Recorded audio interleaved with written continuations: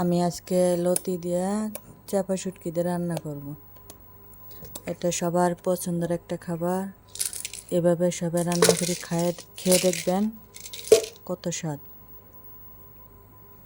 আমি শুটকি, চাপা, রসুন আর লতি ভিতরে 2টা আলু কাটিয়ে দিছি, দিয়ে রান্না করেছি।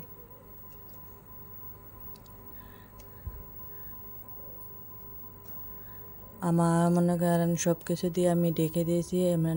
এখন লাড়া দিব, দিয়ে একটু মশলাটা মিশিয়ে নিব।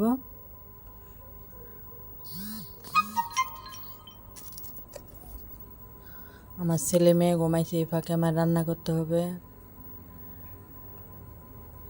মনে করেন এখন আমি ঢেকে দিব, দেওয়ার পরে একটু কষার পরে আমি একটু পানি দিয়ে দিব।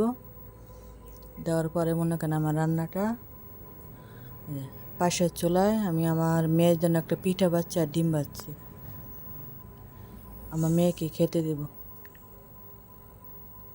আমার তরকারি মনে করেন হয়ে আসছে, তরকারিটা আমি পোড়া করব, করার পরে তরকারিটা নামিয়ে ফেলবো।